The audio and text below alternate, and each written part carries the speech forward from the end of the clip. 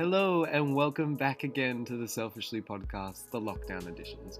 My name is Sebastian Corvey, or you can call me Seb, and today on the Selfishly podcast, episode 12, I've got my wonderful, beautiful friend Teaghan Barnard on. I met Teaghan about 6-7 years ago through Keisha, and we hit it off straight away.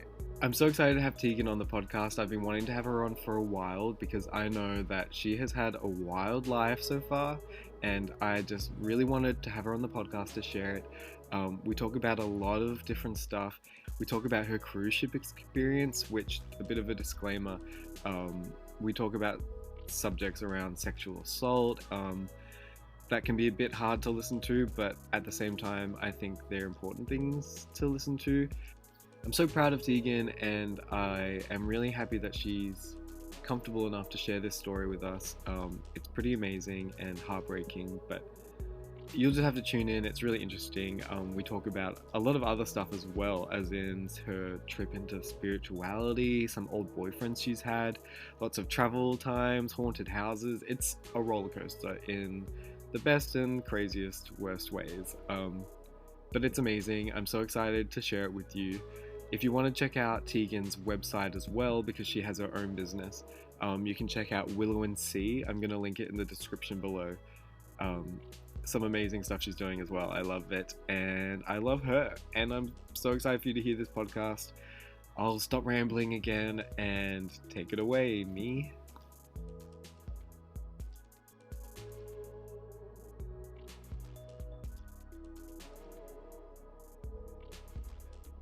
No, stick on your brain. My brown, yeah.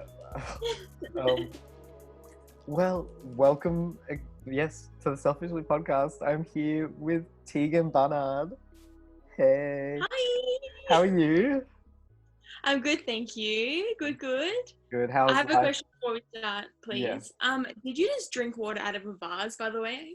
No, saw it's not a vase, it's a pint. Oh, okay. I was like, Yeah. it's huge and it had like a funny shape, and I was like, he's thirsty. I just pulled out some flowers and just started drinking straight from. That's There's good. no better way to drink any liquid unless it's in a pint. You know what I mean? Yeah, no, I understand that. Now I got the hiccups. Or a vase. Yeah, or a vase, yes, exactly. Well, thank you for coming on and doing this with me. Thank you for having me. I'm so excited because, like we were saying, I had Keisha on before, and now I have you, and I'm getting through the family, one Yeah. podcast. We'll have to have it together one day. Yes, just a family round table. Just get you guys to discuss everything. All the family secrets. Yes. You know what? I feel like that could be a future for me. Like when you watch reality shows and they host the reunions. You could just unfold everyone's family secrets. I would be. Did you know this? Literally, I'd be so down. I wouldn't have to spill any of my own. Just everyone else. Spilling the tea with Seb. Yes. See, look, get that. We'll get some alliteration in there. It'll be Yeah. a hit. Yeah, I love the idea. So yeah, I've wanted to have you on for a while just because we've been friends for a while. Yeah. I kind of Which is- stole you from Keisha. Whenever anyone would ask how we met, I would always be like, oh gosh, it's so unnecessarily complicated. Yes. The way I met Keisha and then suddenly met you and then was like, oh my gosh, I love her. And then just joined onto you. Branched on as well. Well, that was in 2013, at the start of 2013. Yeah, because it would, yeah. Okay, to be Maybe it was, honest, technically. I just always imagine you being around. So I don't exactly remember the first time that I met you. I don't think. But I'd heard about you while, you and Keisha were away and everything as well. It was always just floating in the background. Yeah. But you've done so much in that time. Yeah. It's wild. I think I've had 7 different lives. Oh my god. I don't even know where to begin. I can't remember. Did we meet before or after I worked on the cruise ship? Before. See, we... Yeah. Yes. Yeah. I remember. There was it was when you had your red hair with the fringe and you had braces. Yes. And you were working as a hairdresser. Yeah. I think? Yep. Yes, Yeah. I was. And then I was also studying makeup and stuff too. Yeah. I'm pretty sure. And then, yeah, that's right. Because I remember you helped me unpack my house to Yeah. leave. Yeah. Yeah. Oh my Yeah. gosh, and you were the lifesaver. You brought my passport. You forget how integral I was to You your saved life. the day. Yep. I remember now. It's actually funny because it literally does feel like a lifetime ago. Just because Yeah, it we does. were in such different places. I remember like not that long ago, Haley, we were talking in conversation. This would only been like maybe a year ago, and she sort of threw an address at me and was like, "Oh, I can't remember what we're talking about. It must have been someone's messy house or something." And she's like, "Oh, yeah, just like whatever address it was." And I was like, "Should I know what address you're talking about?" She's like, "You lived there for like 8 months." I'm talking, or how it was, I don't know how long it was, but it's your old address, you idiot. And I was like, oh, what the hell? Like literally that house, like that life of mine, it feels like a blur now. Maybe I drank too much, probably. I don't know. But Well, that was a very heavy, we were drunk a lot of that time. Let's I be drank much time, yeah. yeah. Where were you at in like 2013 personally? So I'm pretty sure. No. So I was This is studying all makeup and conjecture. No one knows for sure. Yeah. If just full disclosure, if I tell any fibs, I'm gonna apologize in advance. I can't help. I didn't realize. No. Yeah. But I was studying makeup in Melbourne, and I remember, like, so that was, I think, like 4 days a week, 4 or 5. I don't. Oh, definitely it wasn't 5. It must have been 4 days a week. So, but we just partied all the time. Like I remember we would just go out like Thursday, Friday, Saturday, Oh my gosh. and then yeah, I remember being like, oh cool, so I've like finished at like my diploma or whatever I was doing, and I really always wanted to, because I was hairdressing at that stage for probably like, I'd finished my apprenticeship and I'd worked for however long as a hairdresser, and then I was like, oh, I remember getting into wanting to be wanting to be a hairdresser, sorry, for the like, because I wanted to travel. And so I was like, oh, I'm looking for a job. Why don't I find a job somewhere else, anywhere else? And I remember, Was that for like any reason or just like to get out sort of thing? well, actually, like, so obviously you and Keisha went to America when you guys were like, what, 15, 16. And so I did that same trip when I was that age too, so with Morvenna. Yeah. And so when I was overseas then, I remember being like, I was working Saturdays at a hair salon, and then I remember being in America and being like, oh, like all I actually want to do in my life is travel. Like when I get home, I'll actually take up the apprenticeship that they have offered me and do that. So I remember I've always just wanted to travel, and hairdressing for me was like the best way to do it because I could go anywhere, generally speaking, you can hairdress in any country. And yeah, everyone has hair. yeah, that's There's right, hair and you everywhere. can't really, yeah. And so I think that was, yeah, I just looked at hairdressing as a tool to travel, always have. Like I've always looked at movies and this and that, like regardless of what it is. I mean, like I'd love to go there one day, or I'd love to see this one day. Yeah, and so, spending like full day one day. I could probably say day once more, hey? And being like, and just sitting there and applying to different cruise ships. I also applied to work on like one of those massive airplanes where they in like the business area, you can go, they have hairdressers on like their massive buses. Yeah. Imagine having enough money to be like, oh, I just got the haircut on the plane. That's fine.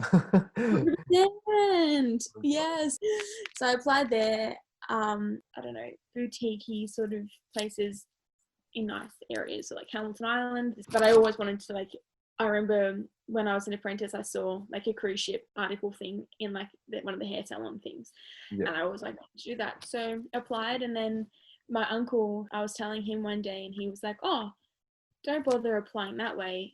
Here's the name of the company that hire everyone for the cruise ships. Just email them. I was like, okay. And a couple of days later, I remember I got a reply. They're like, well, we're actually in Melbourne in like 5 days. So if you can basically get your shit together, we'll jump in on interviews. And then I called one of my friends and was like, oh, I need a model ASAP. And but yeah, I went to this interview, and then I remember the lady pulled me aside, who was running it, and was like, "Hey, we need someone on a ship ASAP. We're meant to send you to London for 5 weeks for training, but if you are willing to be fast tracked, we'll put you on a ship in a fortnight, like within the fortnight kind of thing." And I was like, "Yep, whatever, like I'll take whatever, blah blah blah, I'll do it." And then something happened with the ship. So just like I remember, like 2 or 3 days before I was meant to leave that first ship, something happened, and then my spot like fell through, and that happened again, and then it happened, and then I finally got on board, but almost didn't. Only did because of you though. Yeah. I suppose it was like a really quick process then. Like, how long in total do you think it would have been that you had like applied to get the job and was like on the ship? Um, it was. I feel like it was less than a month. Damn. So it happened super quickly. They were meant to send me for, yeah, so I didn't have any training. So I got on the ship, and then they were like, "Oh, so these are the products we use. You'd obviously know about all that because, you know, thanks to your training." And I was like, no. What No. was it like on a cruise ship? So, like I was 19, just emphasis on that, got on board. So no, actually, was given the wrong address. So I landed in Trieste or something. Oh, sorry. In Italy, and was given the wrong port address. And I rocked up to this port, and there was like a ferry, and I remember thinking,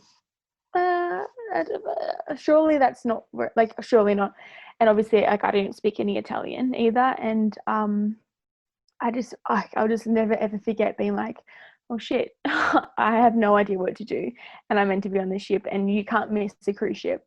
And so I was like, remember walking along trying to be like, you know, can someone help me? But again, didn't even know how to flag an Italian down. And I just remember, like, so that wasn't a really good setup for one. Yeah, And then finally, you know, Carnival Sunshine, I remember just at the ship that I was working on, I remember just like going around saying to people, Carnival Sunshine, and hoping that someone would be able to work through my thick Australian accent and know what the heck I was talking about.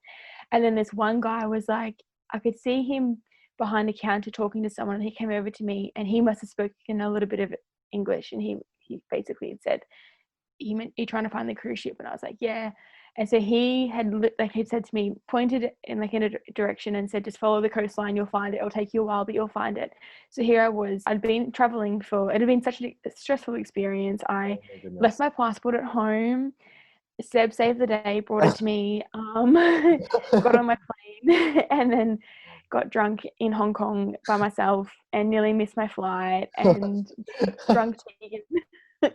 Actually was really embarrassing. And I went up to one of the ladies who, like, one of the hostesses before I got on board, and was like, I just want to make sure that my luggage is on board because I have a bad feeling. Like, and this woman looked at me like, shut up, you idiot. But it was super lucky that I did that, because when I got on board, I was one of the only people whose luggage had actually been carried over. Oh. And there's a few people, like, just from different airlines, that because of the way the tickets were booked. Does that make sense? I don't understand, but Well, no, I get that. A lot of the time they ironically ship the luggage going to the same place on different planes just because it's yeah. weight and stuff. Yep. So it's just so lucky that I said something. So that was weird. And then so anyway, that was already kind of stressful, and I just wanted to get to somewhere so I could sleep. But I remember it took me maybe 2.5 hours in like scorching Italian heat. And I had I was like, I'm laughing, but I'm also crying on the inside. Oh my God. So, you know, I finally had to walk up all these hills, and then I could see in the distance the ships. And once I could see it, I was like, Oh my goodness. and it was only a speck too. Like, it wasn't like it was. This is like the image I'm getting. Just like you on top of the hill with like endless hills in front of you, this little cruise ship like bubbling off in the distance. Literally, I was like, So it looked like a floater. Like, it was so small. Oh my God. And then so I was like, cool, I've seen it. So it's all looking better from here. Like, it's light at the end of the tunnel. Anyway, so I got there and then got through the gates, and everyone was looking a little bit stressed. And I remember seeing like cranes kind of hovering over the ship. And I was thinking, that's weird. Why would they have cranes? Maybe they're like picking up cargo and putting them on. I don't know. I don't know what I thought, but I was like, this is strange. And then I got like not checked in, but they basically found out who I was and blah, blah, blah, and took me in. And I had to basically jump from like the pier as well onto the ship. And there's like a guy there was trying to make sure no one fell in. Like, there's no safety at all. Is it the staff entrance or just like a general entrance? Well, turns out that the ship wasn't finished. So they've been like refurbishing it. Oh my God. And so there was basically nowhere for anyone to get on and off except for this one door, which we had to basically run and jump. So I remember I had to run and jump onto the ship, and then someone had to throw my suitcase over and I had to catch it, kind of thing. And so I remember, I'll never forget, I remember walking in, and it looked like it's like someone was in the middle of building a house. Like it looked like the ship had just been gutted and rebuilt, but it wasn't finished because that's what had happened. And so what? I was like, I signed up for a hairdressing job. I have to learn how to use a freaking hammer now. Was it like a big ship? Like, yeah, massive. Some of the cruise ships, and they could be cities, like floating cities. Yeah. So have you seen the Carnival Spirit that comes to Melbourne sometimes? I'm not sure specifically which ones, but I just remember when Jess and I were in Barcelona, we like went on a bus past the dock, and the ships there were like next level huge. Yeah, yep. So this is like from the fleet. This was one of their bigger ships. So okay. So what was the route, I suppose? Was it mainly Europe? Yeah, so Italy, Spain, Croatia, and France. Okay. Yeah. Amazing. Yeah. I know. It's actually... Also, like, oh no, I don't know where this is going, you know? yeah. Yeah. Well, so maybe it's not amazing, yeah. No, but so I got on, and I remember going up to the spa, which is where like all the hairdressers and everything worked, and there was only 3 of us hairdressers, I think, and the rest, no, maybe 3 or 2, and the rest of us were like, all of us were massage therapists or, you know, Botox. There's a Botox man, and who loved to tell me how I would very much do well with Botox. You're like, I'm 19. Literally. Yeah. Speak to me in 10 years. I'm like, I'm 27 now, and I'm like, oh God, I should have said yes to that Botox. I could have used some, yeah. All that tanning has wrinkled my skin. Yeah, God damn it. Yeah, and so, and I was like, so when are we getting like passengers? And so we didn't have passengers for like 2.5 weeks. But in that 2.5 weeks, we were basically helping everyone build stuff. So, what? Yeah. Were you like staying in like at the same port, or were you moving around?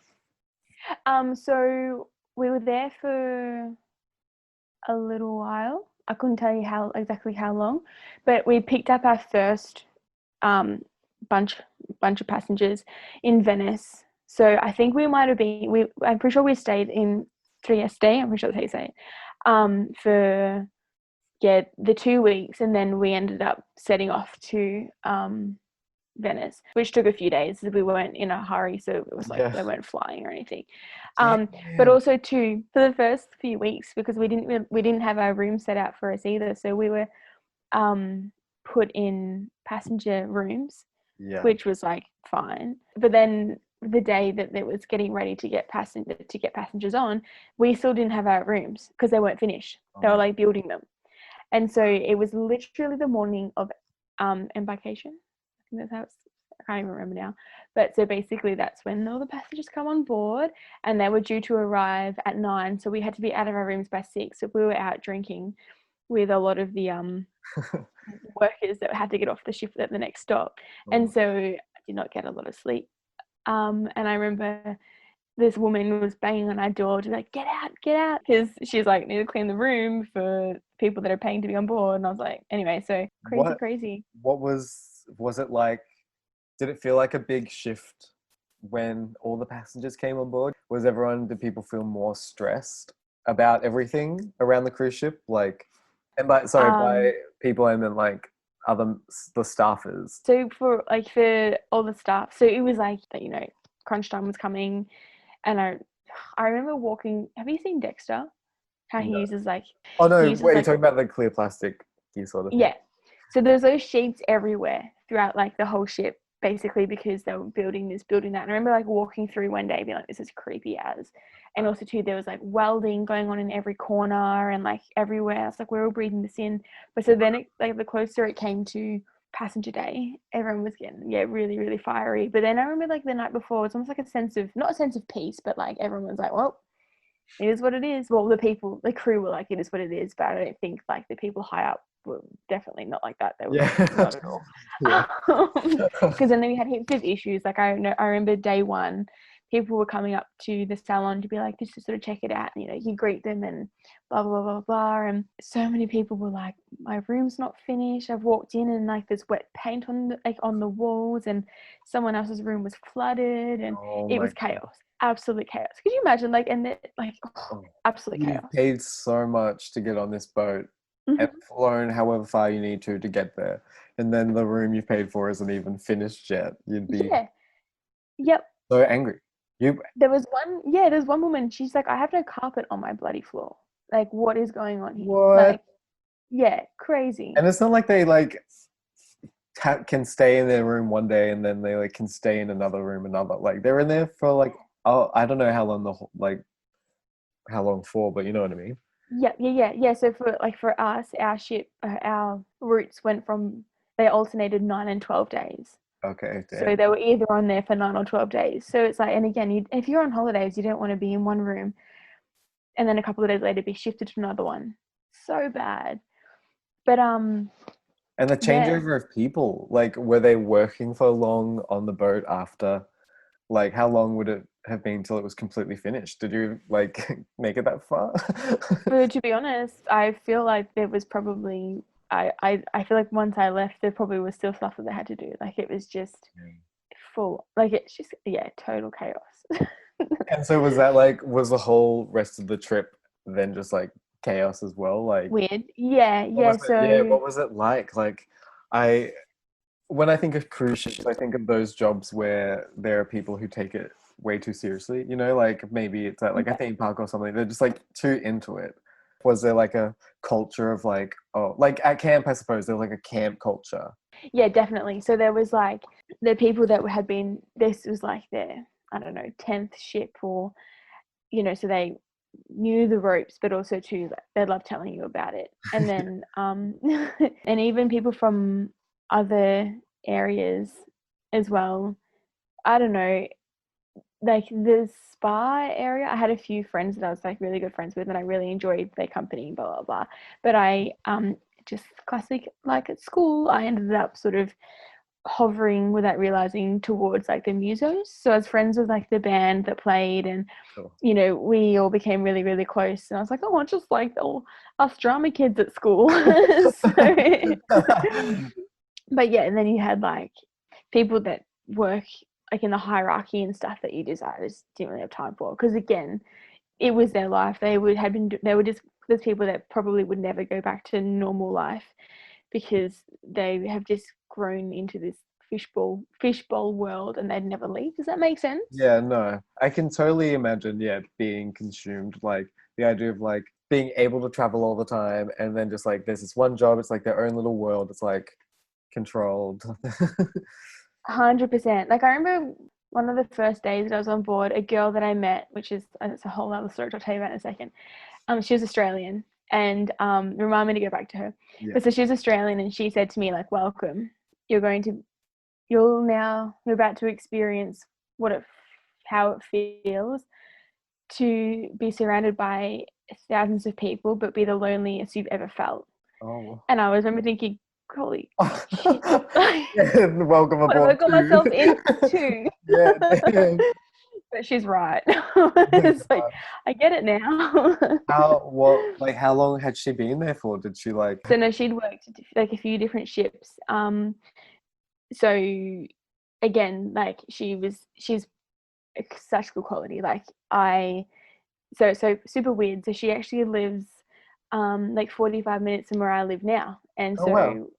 it's so bizarre. So Yeah, she's A like from small Cobden. world. Oh my gosh. Yeah. So she was on like another ship, but she actually nearly died. So she got really unwell, and then her heart ended up giving way or whatever. And so she was actually rushed. Like they almost were like, Oh "So my you'll god. have to deal with it." I honestly can't remember the full story. I don't want to like lie, but basically Damn. she nearly died, Bad. and yeah, pretty bad.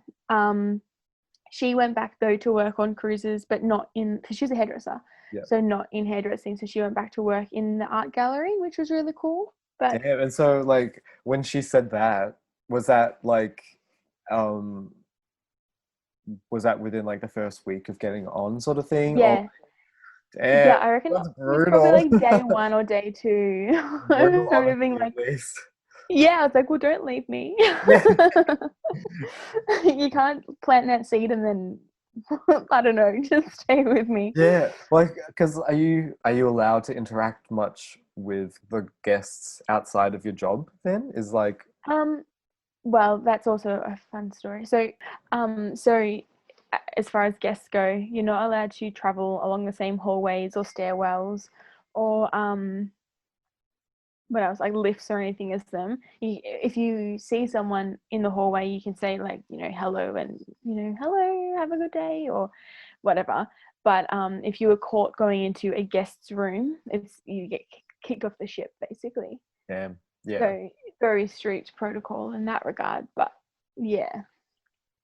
Yeah, I That was suppose that like it makes me think of like I work at a restaurant at a hotel, and they have yeah, all like, the service elevators and um yeah. all that. So that I mean that makes sense, but because they always I don't know. I suppose it's just they're there. You're just meant to be there for the service, not I suppose. Not to make friends. Yeah.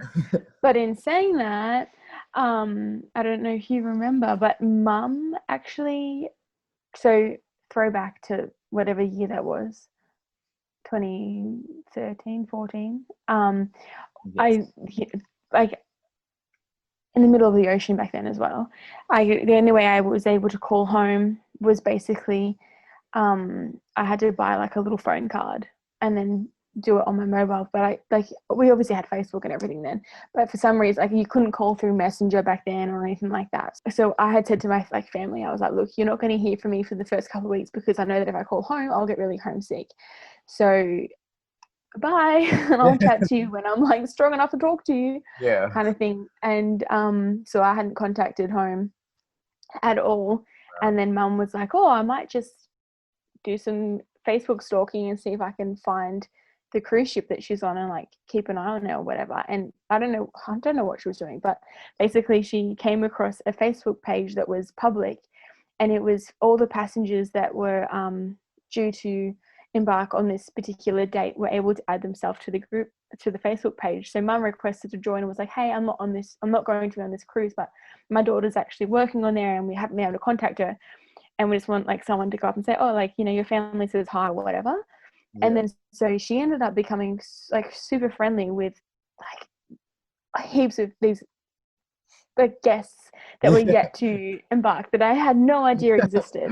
That's And wild. so Of I course. like, Classic. yeah, yeah, right.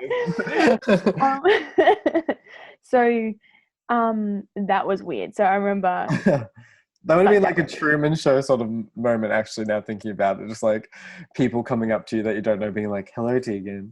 Good to see you. Oh, Yeah, God. yeah, Did that actually happen? yeah. Yep. Well, like, because so she had done that and she was speaking to them for like 2 weeks, and I still hadn't contacted home to like, touch base with anyone. And then in that time, mum was diagnosed with cancer. And so I don't know, it was weird. I remember I was out at the crew bar one night, and I went home, not home, I went back to my shared room, and the chick that I shared the room with, she was out.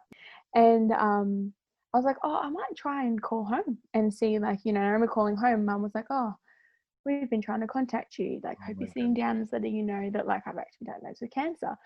And also, too, just so you know, because we couldn't contact you, and I'd already made friends with all these other people on your cruise ship that are going to embark on your ship tomorrow morning. Oh They all know my that you God. need to call home. And so I remember being like, wait, what? And then obviously it was shattered. What? And like didn't sleep much at all because I was like, what is going on? Like, what's going to happen? Blah, blah, blah. And, my alarm went off a couple of hours later and getting ready for work, getting ready for the day, and then walking out of so the way that the halls were set up was that, you come out your room and then there was like a hallway full of just like crew rooms. Yeah. And then there's like another door that goes to like the main hallway. So I remember walking out there and walking into this couple, and then they looked at my name tag, and this woman was like, no, her husband, I think, was like, Teaghan, Krista, that's Teaghan.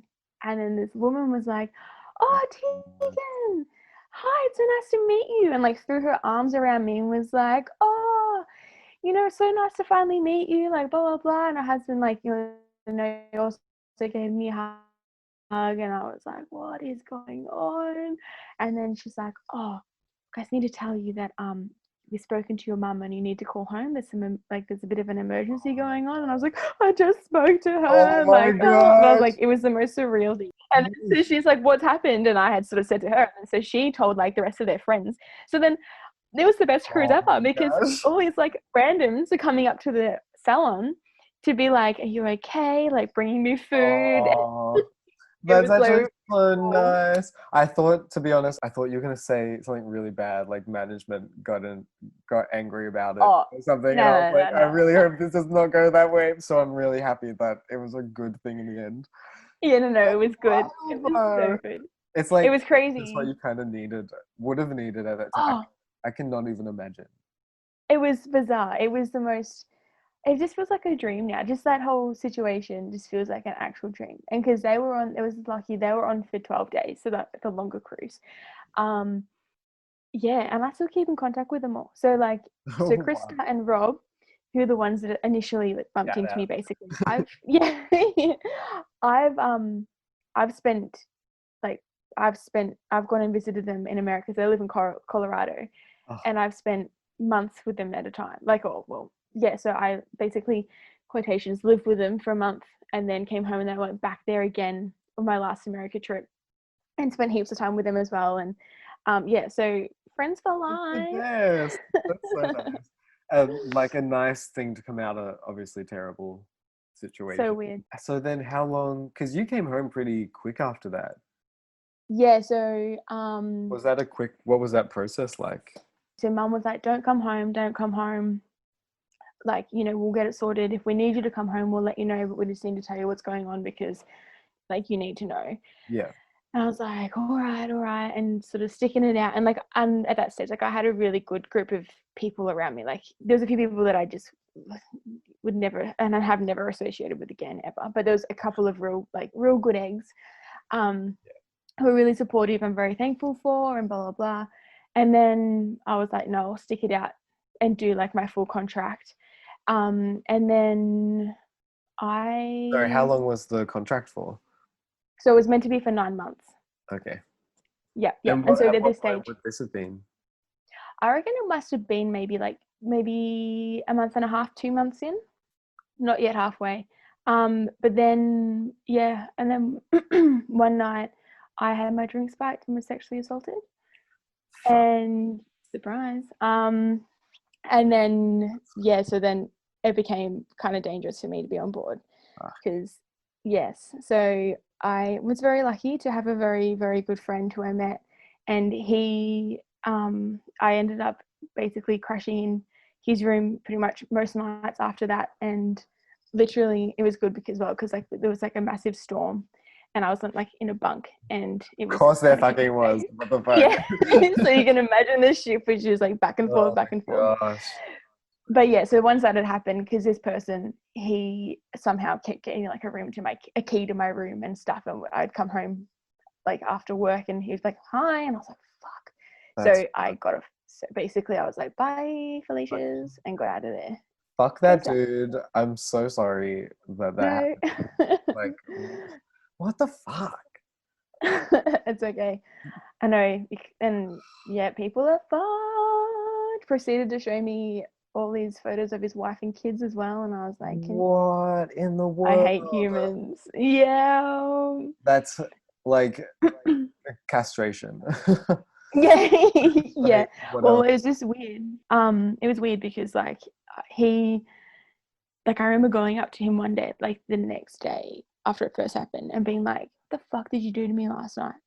And he's like, "Did not expect that. I can tell you right now," because his face was like white, and I was like, what the fuck happened?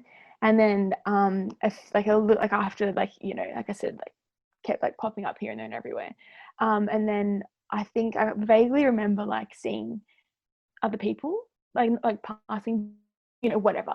And so I'm pretty sure that someone may have dobbed him in and he got kicked off the ship just before I left, but I'd already started the process to get off and everything, so I was like, no, I'm out of here, bye. Yeah, fuck. Well, fuck. I'm glad. What a whirlwind. What the fuck? Yeah. Like, ugh.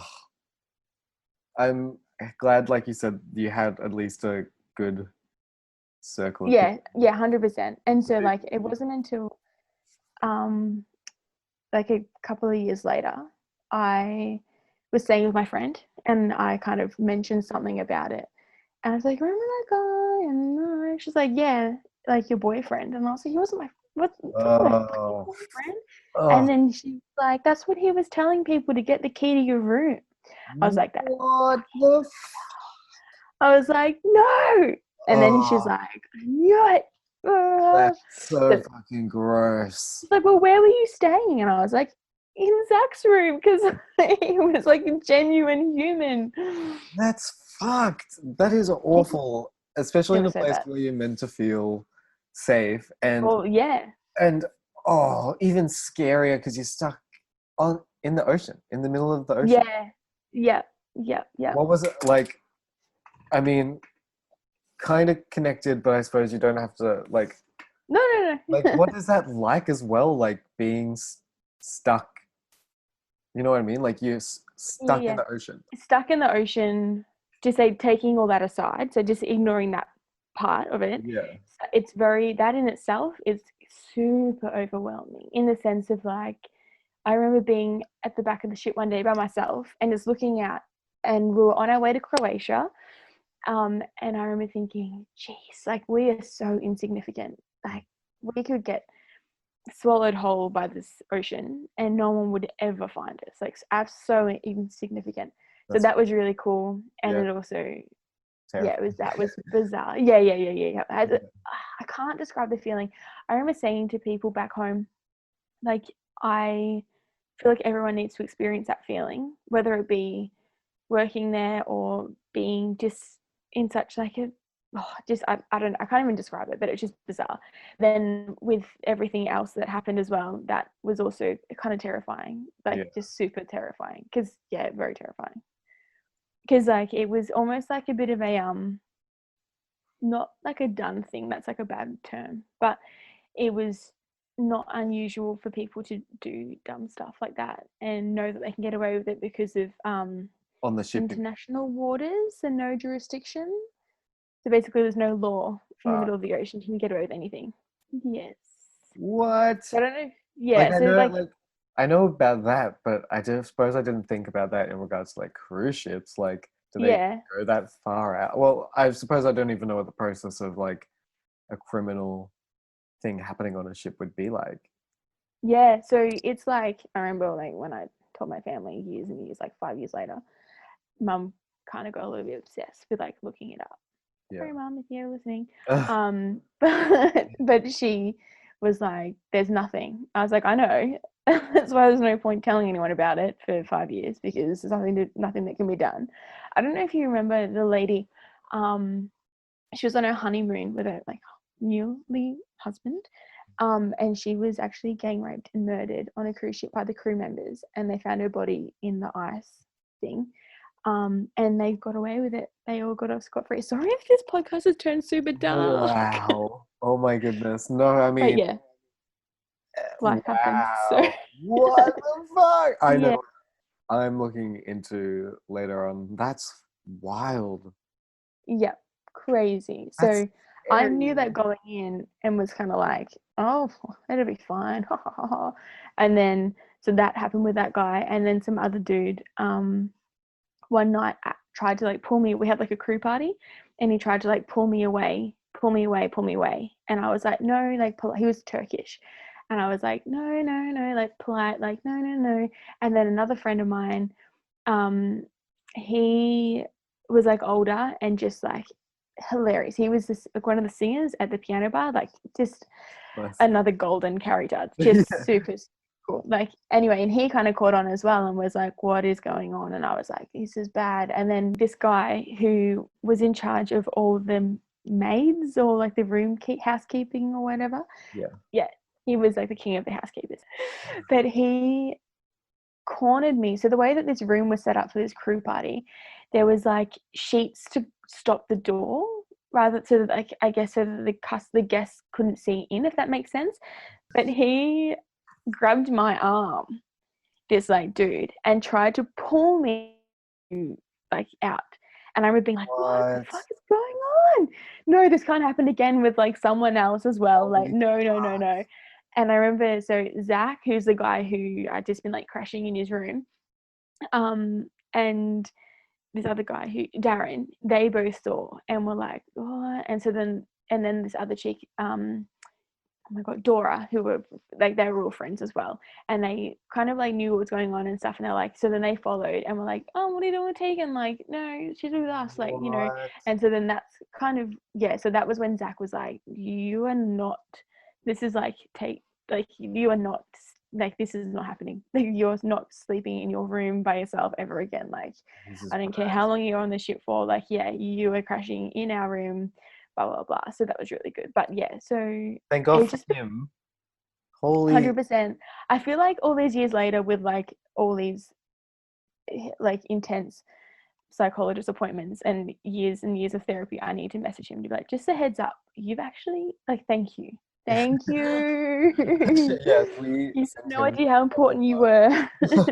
For being a good normal angel in this crazy, like, what the fuck? Like, I know. I can't, like, you're amazing for like getting here, you know. Like, so like, I'm still alive. What the like, that's so much awfulness at one time. Oh, it's like, it honestly, this is like bad, and I don't want it to like shoot me like come back and like get me, but like, rape culture on cruise ships, especially with the crew, is like, it's there, it's real, it's like, it's nothing like I've ever seen before. Like, it's fucked. That's really fucked. And it's so awful because like when I came home and I was working in salons, and people were like, well, you know, what have you been doing? What, you know, you just moved back here, and, you know, whatever. That many people were like, oh, one woman in particular, who is the sweetest woman, who I worked with for, I think, 3 years after I came home, Julie, her daughter, she had said to me, oh, you know, I'm trying to get my daughter to work on a cruise ship like you, and blah, blah, blah. And I remember like going like, oh yeah, cool. And I remember one day she said it, and I was like, Julie, don't push her to work on a cruise ship. I'm not going into it, because like, but just don't. And then she's like, oh, okay. Like, and it's sad, because it's like, it should be such an awesome experience, but it's just lucky that like it can ruin lives. Like, I was not the same when I came home. Like, a part of me, I guess, is like still on that ship, but like, it's just, it's intense. That's fucking crazy. Yeah. It's really upsetting that, I mean, I don't even have words for it. You know? Yeah, no, like, neither do I. Yep. It's, I don't even know. It's definitely not like it's, and don't get me wrong, I had some amazing, like, again, some of the people that I met, and there was a lot of insane, amazing people and some awesome experiences. Like, I remember just drinking red wine in Venice, and then walking the streets, and then getting lost with like being like, shit, we're going to miss the ship, we have to get back before it leaves us behind. And so many places that I wouldn't have even dreamed of going, and I got to go, and I didn't have to really pay money. No, I mean, paid like, emotionally. Just joking. I'm just joking. No, I get what you mean. Like, of course there would have been some like dream like moments. Yeah. Like, it's but that doesn't make any of the bad things any better, and it doesn't make any of the good things any worse. Yes, exactly. Yep. With like separate experiences. Yeah, I don't want to try. Yep. No, that's spot on. And I guess to be completely honest, like that whole like I would not be here now for if the path that I found myself on didn't happen. Like, does that make sense? So yeah, being on the ship, like I have drawn a lot of my, like I'm a like a creative writing and journalism student. So and I've drawn a lot of my pieces from that, like my writing stuff from ship experiences and all that I've met that, stayed in memory and all that sort of stuff. And also to a lot of like my current business has stemmed from being on that ship and just learning and experiencing just the incredible force behind the ocean and what it can do as like therapy and all that sort of stuff. Makes so much sense now. You're just like, it's like, oh my gosh, yes. Like, we've got to cover that. Yeah. We have to do a two-parter. Yeah, so like things, everything has worked out. Yeah, well, I suppose it's like, I mean, I always say like we are the person we are literally today is because of everything we have been through. And so if we had gone through anything different, we would be different people. And so it's like, when I say that, it's hard to, but it's kind of like also not accepting those bad things and being like, oh, that's like okay that they happened, but just accepting them for what they are. And like how they could have like changed your, I don't know, Yeah, 100%. So I've always sort of like stuck by, I guess, the mentality of being like, well, people say you're dealt cards, you have to learn to deal with them. But then people say you choose you choose what you encounter. But I feel like for me, it's a bit of a mix of both. Like I fought and fought and fought to get where I wanted to be, and I got there. Like I got on the cruise, and I met some really incredible people like I wanted. There's obviously a few speed humps or a few things like hurdles in between, but I'm not like I've just used them. I've used them to turn me into the person that I've wanted to be. Does that make sense? Yeah, definitely. Rather than being like, oh gosh, I hate all men and blah, blah, blah, and like blah, blah, blah, blah. Sort of like fracturing you forever. As like being able to not grow, but like 100%. Or grow. I mean, I don't know. yeah. I guess we're always evolving, and you just have to use it. So, and like that's one thing. Like I remember leaving, and then there was talk of me going back, and then things like were like kept kind of popping up and wasn't really working out well. But then years later, my family were like, we're going to go on a cruise. Like we've booked it. We haven't booked you a spot. We don't know what you'll be doing. And I was like, yeah, no friggin' way. But then like, because I knew, but they obviously didn't. And then I was like, no, stuff it. I'm going to do it. And then that in itself was like, oh God. But I was like, well, I can either make this experience, basically leave a terrible taste in my mouth when it comes to cruise ships in general, or I can be like, no, fuck it. Fuck you. I'm taking back what's mine. And that is this awesome experience, and did that and spent 2 weeks or something on a cruise ship as a guest, and that was great. Amazing. Damn. Yes. Oh. But yeah. Fuck. That's. I mean. Sorry, this turned so heavy. I'm happy you're at least at a place where you feel like you can share it and talk about it comfortably. Yeah, no, that's right. And I just, exactly. And I guess that's taken a long time to sort of get there without being like feeling weird emotions. But now I'm just like, oh, it happened. This is so bad. Oh, I don't know if it's the right word, but I'm almost thankful that all that happened, because it's like, it's like I said before, and like just to reiterate that there's definitely a part of me that did not come home when I came home, but there's also a part of me that I didn't know that I had, that came home with me instead, as well as everything else. So that's like I can want, definitely a different Teaghan came home, but I think the Teaghan that did come home was a lot more determined and a lot stronger. Yeah. Well, I And totally get what you're saying with the fact of like, no one's obviously happy these things happen yeah, and happen to them. yeah, Like, no one wants to experience that, but being able to take a situation where you're like robbed and take back that power is yeah, it's a powerful thing. And then afterwards, yeah, it's like with that hindsight perspective, it's different.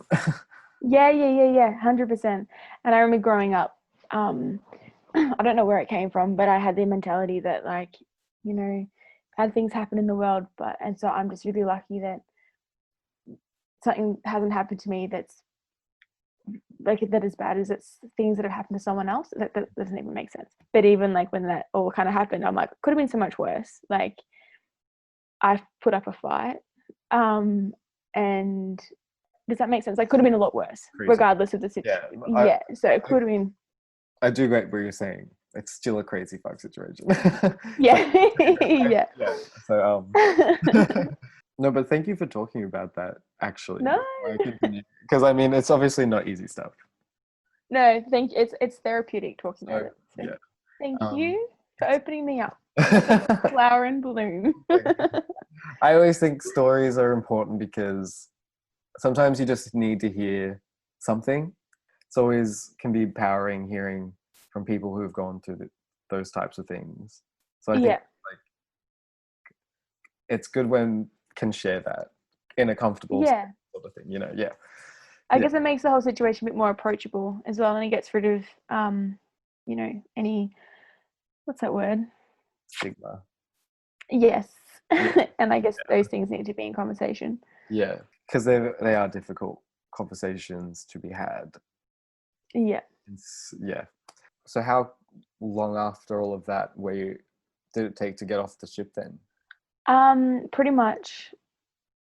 So I had this like realization only about a month ago. So I had my manager come up to me and was like, hey, we've heard your mum's sick. You're a liability now because we don't know if you could break down or not. So basically you've got until the end of this cruise. So I had 12 days to get yourself a flight out of Barcelona home because we're leaving you there. What? And I was like, what the hell? So it wasn't until like a month ago, and I was thinking about it. And again, like, I don't really ponder on these memories. Like, it's just like, I don't know. Someone asked me at work what I used to do, and if I traveled, and I kind of brought up, I used to work on a cruise ship, blah blah blah. That's it, end of story, done. And then I remember thinking about it like a little, like, afterwards, and I was like, oh my god, they knew what had happened, and they weren't kicking me off the ship because my mum had fucking cancer. They're kicking me off the ship because one of their staff members had like raped and beat the shit out of me, and that's why they kicked me off, because I was a liability, but for like completely different reasons, and because they kicked him off too. But like, well, I think that they kicked him. Well, yeah, they kicked him off. But anyway, so yeah. Fuck them. Fuck literally. That ship. Yep. I mean, how they would have had to have known, and especially if, like you're saying, like there's this like prevalent behind the scenes like rape culture where it's something people like not shocked about. It would be, I would be shocked that they didn't know. Yeah. Well, yeah, and that, yeah. That's crazy. And even in the first place, like if that hadn't happened to you, the excuse that you're a liability and could break down because you recently found out your mother has been diagnosed with cancer is the biggest dirtbag excuse I have ever heard. Like, how could anyone who said that to you actually sleep at night? Literally. Even if they didn't even make that decision them personally, that they could pass on that message and still feel comfortable working for that company. And even like those words, like, that's that, like, lie to me. And then add on top of what actually happened and the like, but I'm just saying potential they knew, and then we're trying to cover it up, makes it even more disgustingly despicable. That's so fucked. Yeah, it is gross. Fuck. absolutely gross. Yeah. I don't think Fuck I've these guys. sworn that much on this podcast before. Well, But I'm just welcome. We've gone from PG to MA 15 yeah. plus. Fuck. It's just, I don't even know. My goodness, though. That makes me so mad. Well, at least no one will be cruising anytime soon, hopefully. Because, Oh yeah, true. And pandemic. also too, if you go on a cruise ship, fair chance if there's an outbreak of a virus, you'll probably definitely get it. So don't go on there cruise ships. Let's not even get into what was happening with like the No. Princess Rose or whatever it was called in What Sydney. was it? Wait, say that again. Remember the Oh cruise? yes, yep. Let's not get into that. No, God. So damn. So then you had to what? Find a flight out of Barcelona. Was that what they did? Well, so just to add another cherry on top. Oh my god! Please no! Just get off the ship again. I don't know how they got away with it and what their intention was, but basically they withheld all my money that they owed me from me. Like your so wage. to this day, yeah. So to this day, I still have not received a single dollar. The only money I was living off were all the gratuities that I was given by all these amazing people that I like, amazing guests that I met that were like giving me cash. Oh my lord! So I had no money. So they were like, you have 12 days to find a flight off the ship and to get home, but we're not paying you. Sorry, because you're not paying you liability. And Mum had just was about to start treatment, and so I know, so they couldn't afford to. So one of my a very lovely woman in our life who has asked to, like, she's always said, please don't tell anyone that I've done this, but she ended up buying my flight home and refused to let me pay her back. Oh. So yes. Oh my goodness, bless their people like that. Genuinely give me like faith in society, because that's like there's so much awfulness everywhere, and to actually hear about like a genuinely like good person makes me really I know. Yep. No, she is an amazing woman. Yep. So that was very lucky, and so I got home in one piece, which was good. And then everything else kicked in. The depression, no. But also the long drives with you, listening to me Suki Lala.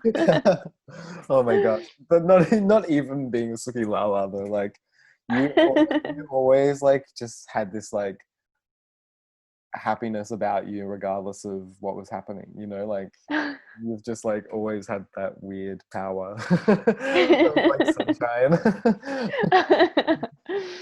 This one of this girl that I met at my most recent job that I've just left, one day she came up to me and she's like, I've noticed something about you. She's like, I was like, what? She's like, well, I was telling my parents the other day, you're always saying, well, the positive is blah blah blah, that we'll be in the shittiest situation at work and we'll hate our lives, but you'll be like, well, the positive is, and she's like, I don't know where you find these positives from, but they're there apparently. Anyway, and then when it got to like me sort of being like, I need to get out of this job because it is sucking the life out of me, 10 months later she came up to me one day and she's like, I think you should quit. And I was like, yeah, that's the plan. Like, I will at some point. I know this like pandemic has happened, which has like kept me here a little bit longer. And then she's like, no, but I think for your well-being, like, you haven't pointed out the positives for weeks, so you need to get out. I was like, gosh. You know me too well. I was like, it's true. That's like, that's such a weird little insight from someone else about you. Yeah. That's like, and I literally only met her when I started. We've never hung out outside of work either, but she just, I was like, what else do you know about me that I didn't realize? Yes, what else can you tell? Man, you have like so many of these little angels like just pop into your life at little times. Oh my god, like, I'm so helping you. Yeah, I actually do. Like, I have a lot of thank you letters to write someone one day. Like, just not someone, many people. Like, it's like, I don't know. I don't, like, not in a wankery way. Like, I'm just very grateful that I am able to say that I have so many people that I've met throughout to be like, I don't know, just lend a helping hand or just amazing people in general. Does that make sense? Like Yeah. you included, Oh, Seb. stop. No. It's a recording now. I have it forever. No, I'm kidding. They said it's your ringtone. Yeah. Seb, you're included. On repeat. That'd be a long time. Thank you for all your help. Bless.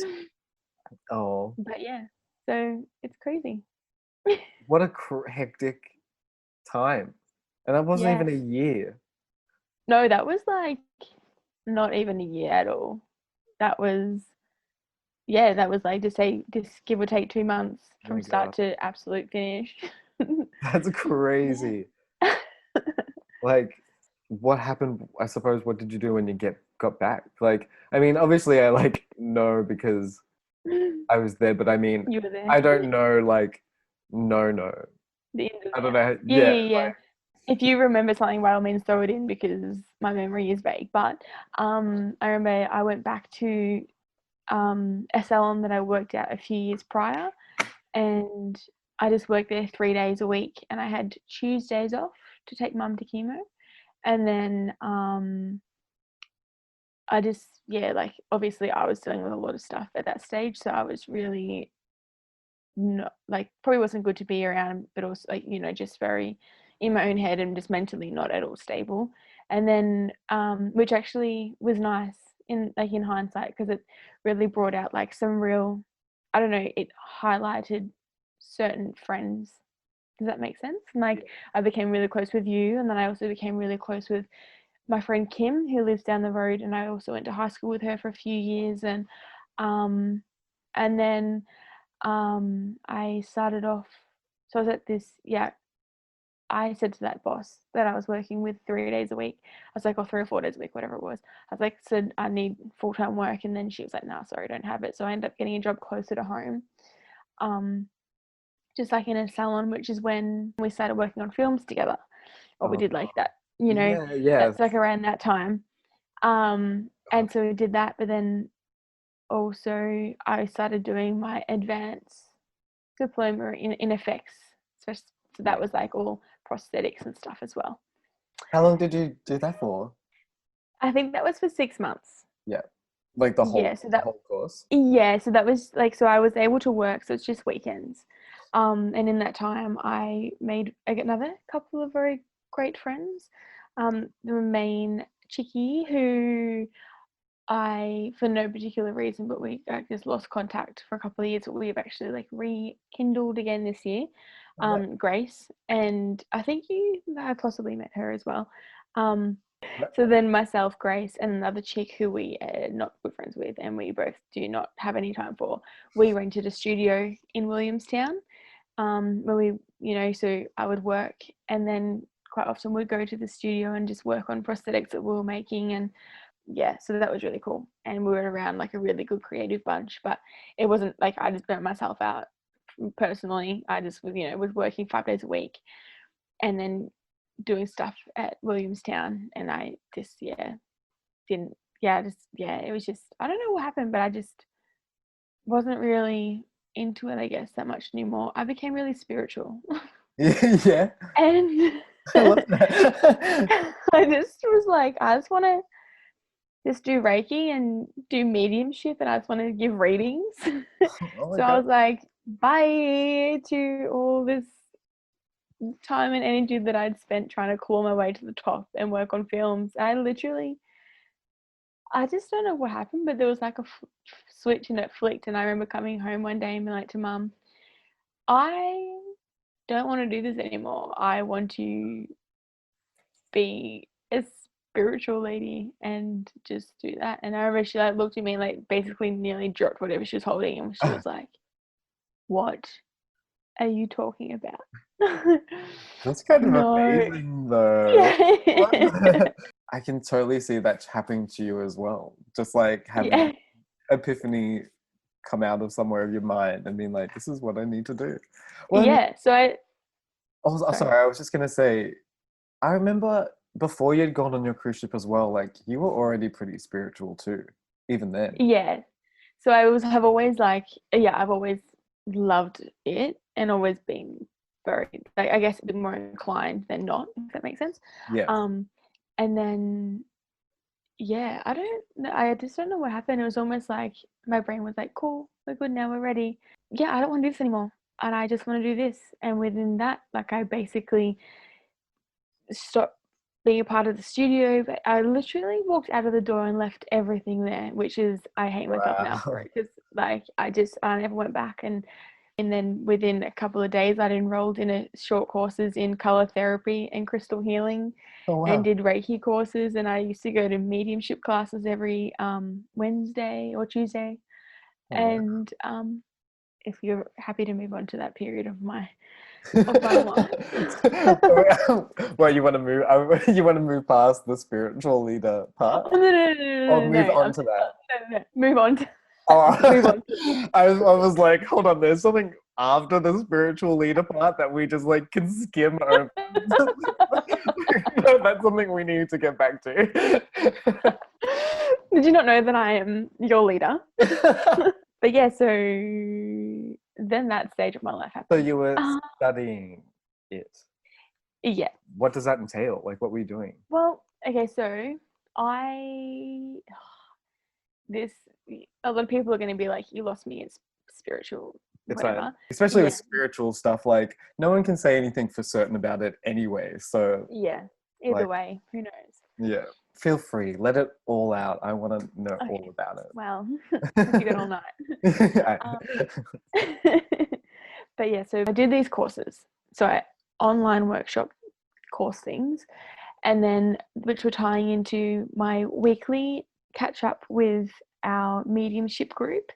So which is where we did circles. So we would sit there and meditate for, I think, like 40 minutes. It sounds really crazy, but then so basically you'd come out of your meditation and then you'd give a reading to someone else in the room. And so I was like, this is nuts. I don't know, I went in blind basically. And I remember, and I was the youngest person there by about 30 years. Damn. It was kind of intimidating at the beginning, but they're all super lovely. But I remember, you meditate, and I would always just like see colors in my eyes, if that makes sense. And then I remember coming out and being like, I don't know what to say. Like, I don't know what I need to, like, what? And then the woman that runs it, she's like, all right, Teaghan, it's your turn. Like, what do you feel and what do you see? And I was like, I don't know, I just saw heaps of colors. And then she's like, that's good.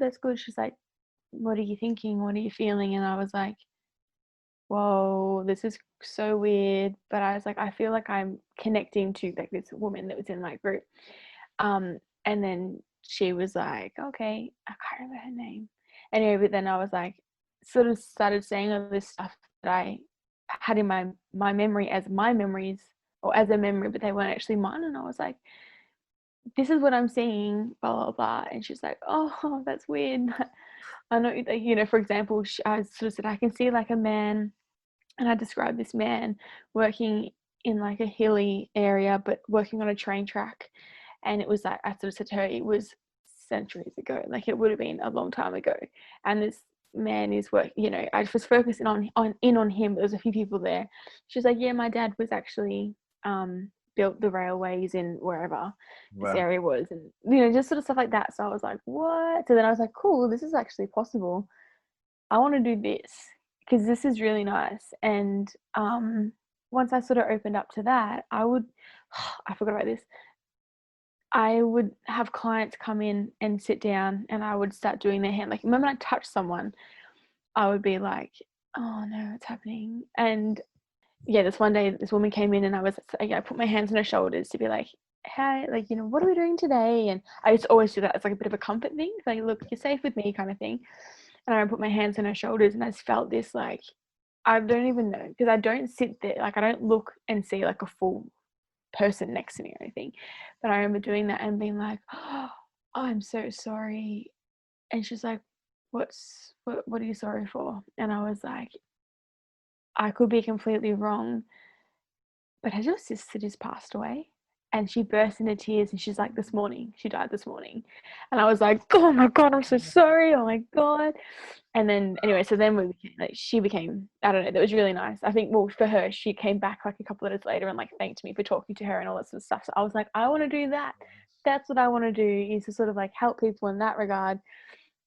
And then it kind of opened my mind up to trust the things in front of me, if that makes sense, and just sort of trust these weird.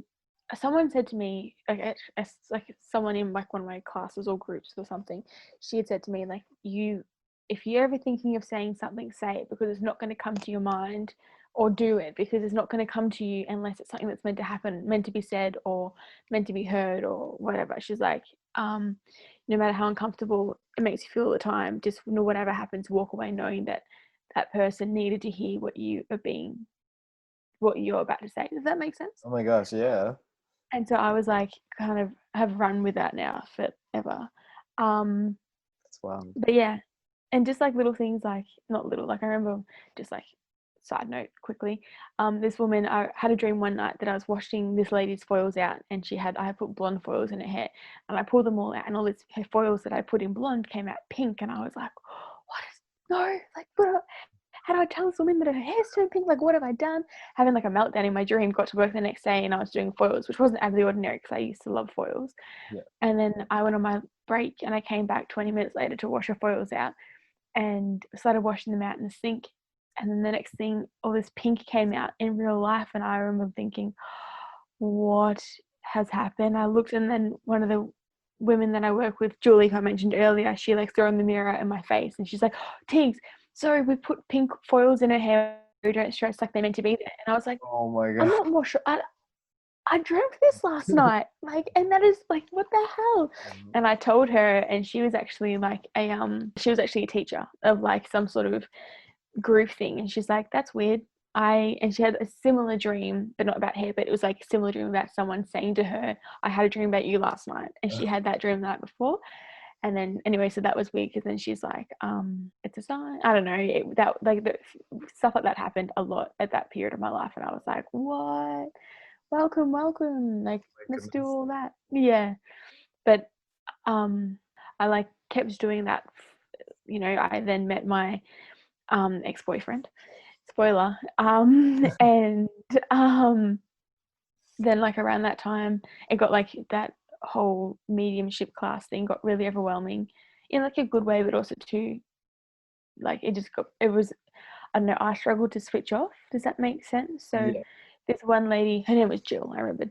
So when I would always get drawn to her, and I knew nothing about her, but then one day I saw actually her like little boy when she was younger, her little boy actually died, and I didn't know that, and I saw him die, and I sort of said, I'm seeing this, like, I don't know, this is awful, like, I don't want to see this, but this is what I can see. And she's like, yeah, that is like my son, blah, blah, blah. And I was like, whoa, this is like, and this is also too, just to sort of, I had not dealt with anything that had happened in my past at this stage at all. Yes. So I was like, this is way too much. So like, I feel like I turned to spirituality for a bit of, I guess, like closure for myself, which was really great. But I felt like it was a lot to take on for someone who, that what I was doing, like, again, this is not everyone, but for me it was a lot for me to take on when I hadn't dealt with what had happened to me previously, like, you know, less than a year ago.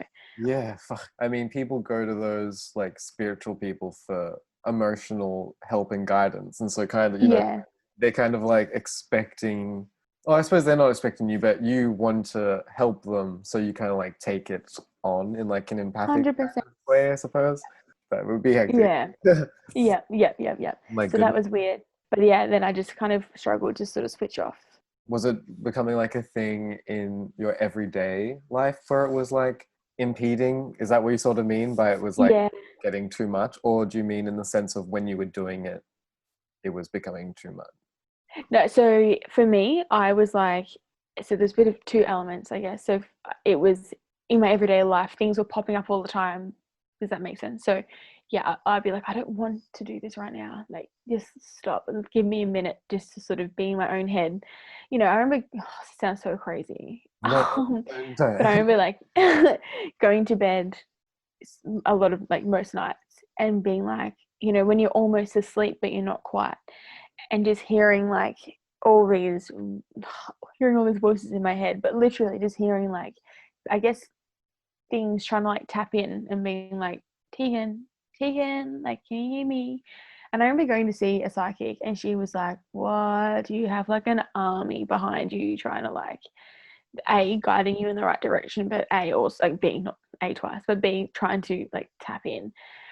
I was like, okay, they need to like quieten down. She's like, just tell them to stop, just tell them to go away, just. And then I remember one day I was like, stop, like just leave me alone, just like stop. And then they did. And so every now and again I'll be like, what do you want? Like, not even like I'm not that spiritual anymore, not that spiritual, but I just, Not as open. I kind of, yeah, I suppose maybe.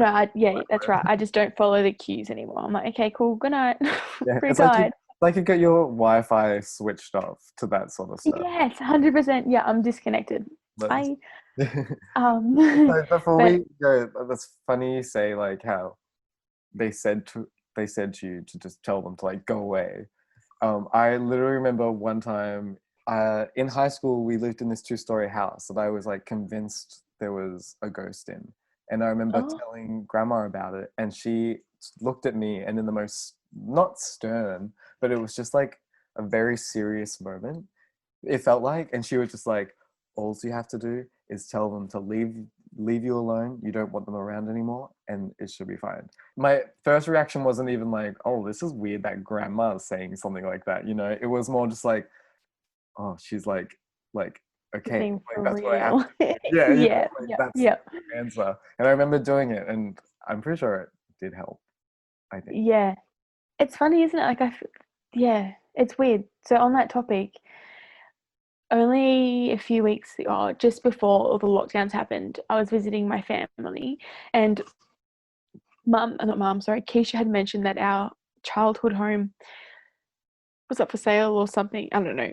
So I don't know. We got on the topic of like the house that we were both born in, and then we lived there until I was 16 with my dad. Oh, like it was half and half. Anyway, that doesn't really matter. But I have like a lot of memories from that house of coming home alone and hearing footsteps and hearing the radio get turned on and this and that. And Keisha knows about them all, and we've discussed them, multiple times throughout the years.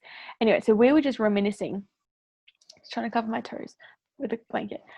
No, I'm in an office, really professional. I mean, We're gonna record. and yeah, and so then all of a sudden Keisha and I just started reminiscing again, and we're talking about all these things and just how that house was like, it was, if it came up for sale and I had the money, I would have always said that, yeah, I'd buy it in a heartbeat. But also too, I have like this love-hate relationship with it, where I had all these like, it used to terrify me. Like every night when I would climb up, I had a bunk bed, climb up into my bunk bed, I had a vision that there was a man standing at the bottom of the, yeah, but yeah, in my head, in the backyard, standing next to the washing line, holding like a massive rifle at me through like the window. Like it was far away, but so like my bedroom was quite high, and then my bunk bed again. So it was just like just awful, awful, awful, awful. That like my brain at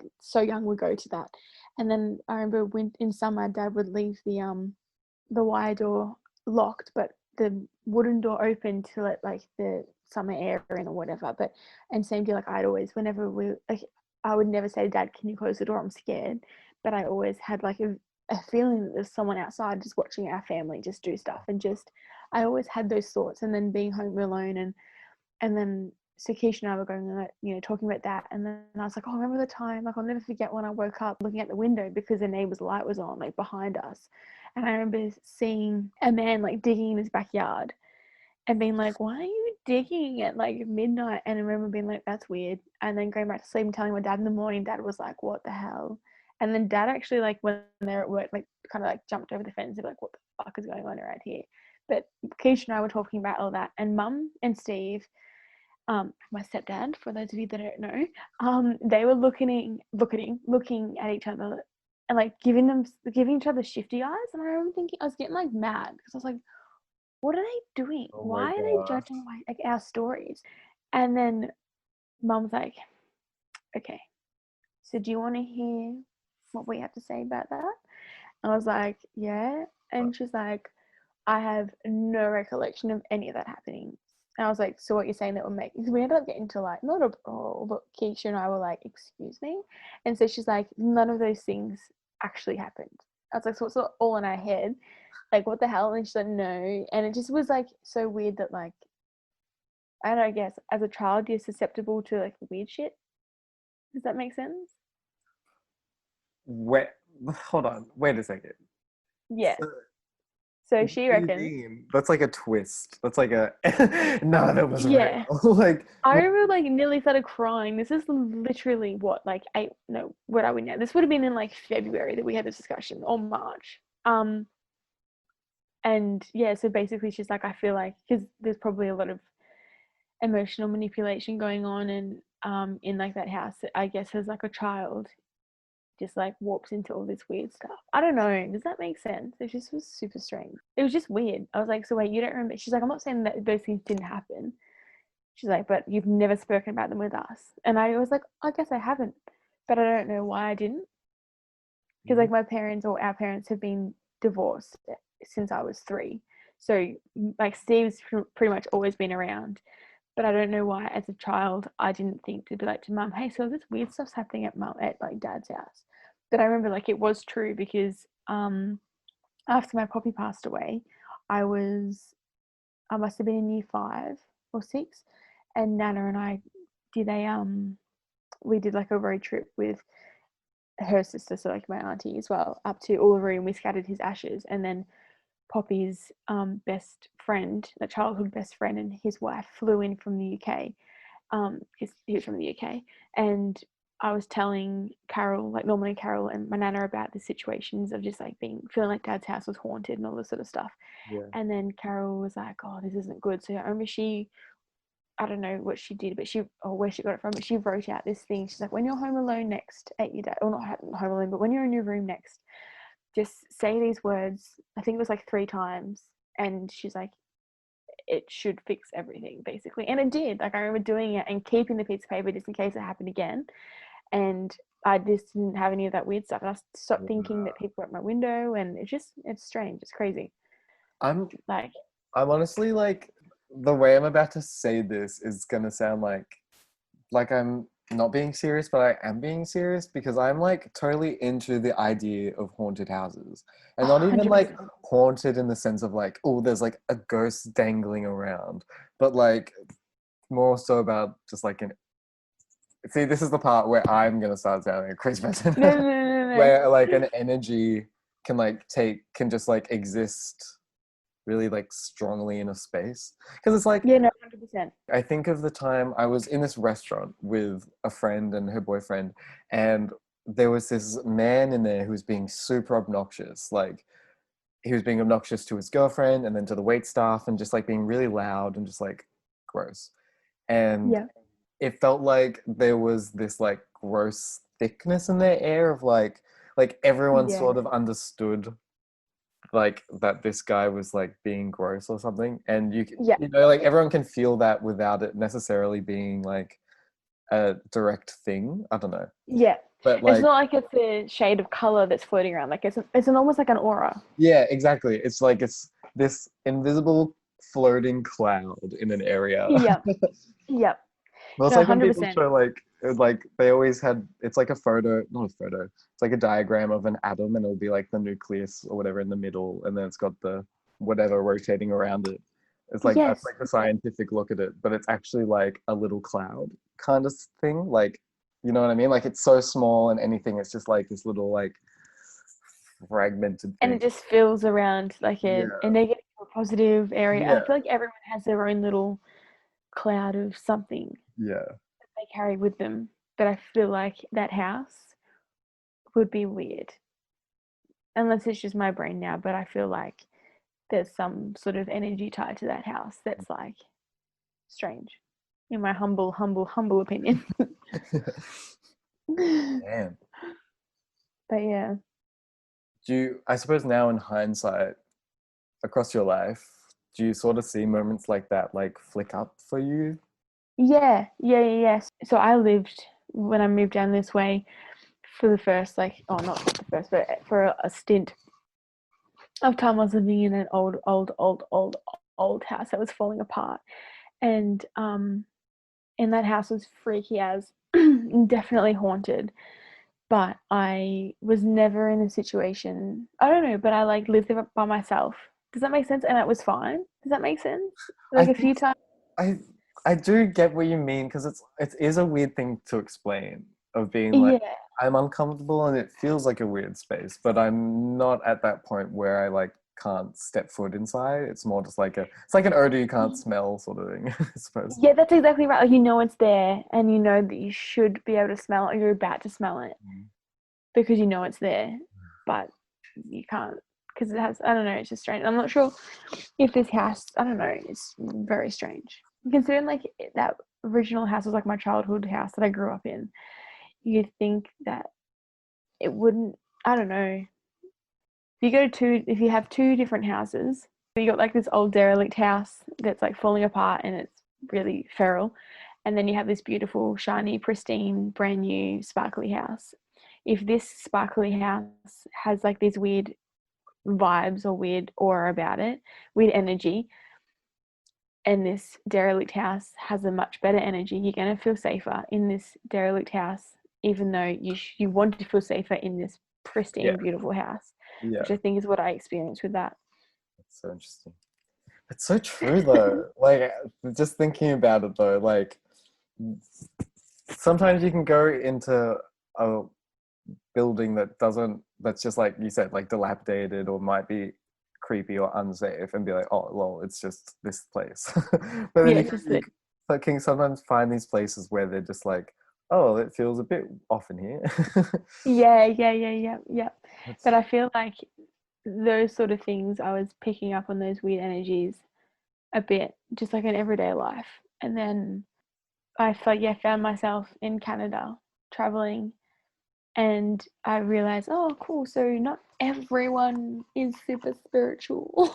It's like, I'm just gonna sit on this for a little while, and then it just kind of became easier to sort of not obsess over. Does that make sense? So like in hindsight too, I felt like because I was really unhappy and I had a lot that I was trying to suppress, that I almost clung to spirituality as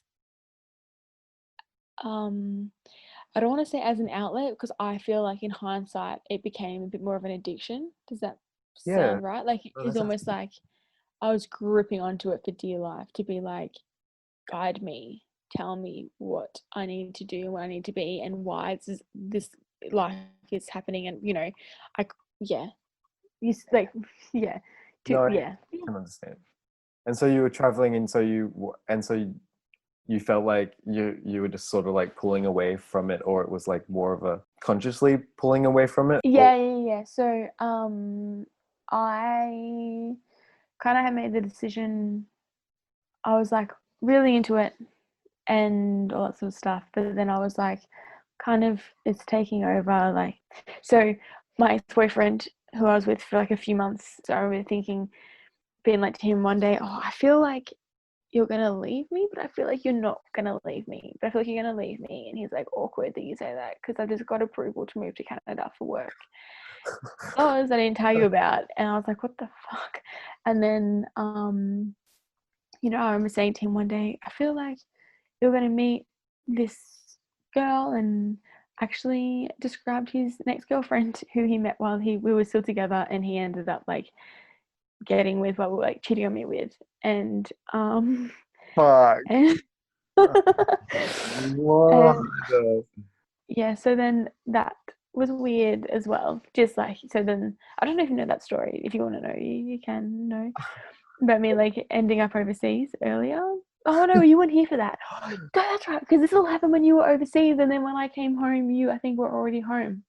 So what happened with that is that so he ended up moving to Canada. I think it might have been October. I don't know when it was, but basically he moved to Canada and was like, he's meant to be there for 6 months, I think, and I had already planned on going to America the following year, just to travel by myself. And then he was like, well, why don't you come a little bit earlier and come to Canada, meet me at the end of my contract, and we'll like meet up and then travel Canada for a little bit and then go off to America and do the trip that you want to do together, and then come home and, you know, move out, buy a dog, and happily ever after. Anyway, I, at that stage of my life, I was house sitting most of the time. So I think I was probably only home for like a month at a time. And so yeah, that was cool. It was fun. Like we spoke, it was really hard because it was just Messenger had just sort of been introduced to Facebook, and then, you know, phone calls and stuff through that. So that was really cool, but also too brand new. And then, so Keisha and I had a trip booked for the February. So Matt was still overseas. So Keisha and I went on our trip to Malaysia for 2.5-ish weeks, no worries. And we were like, everything was fine. And then, yeah, yeah. And then Keisha remembers it too.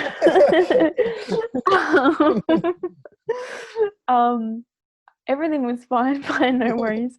But then I remember one day I was like to Keisha, something wrong, something bad either just happened or is about to happen, and I don't like it, and I wish I didn't feel this. And she was like, oh, everything's probably fine. Like, I was like, nah, something's happened, and or something's happening, something's in the process, and it's just gonna fuck everything up, and I don't know what it is, I'm stressed, blah blah blah.